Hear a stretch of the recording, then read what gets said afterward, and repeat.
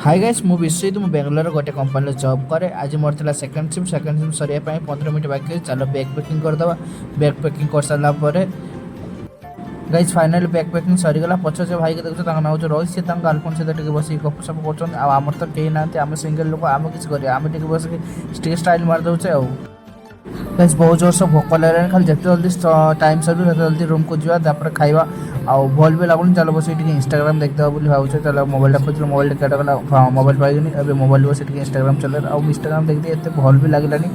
आ भावछे mobile रखी दे mobile रख सारा पर चलो आ टिके सांग मन सहित मजा मस्ती करदवा। तापर 5 मिनिट अछि मात्र 5 मिनिट सरी गला पर तापर जल्दी पळा भाई। एही होचन हम रोहित भाई टिके हाई करदे। हां आ एबे होछ हम ऑफिस रो बाहर को बाहर लिए ऑफिस रे exit gate.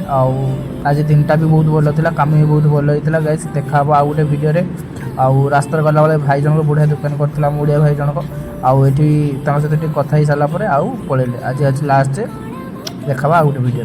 Thank you for watching.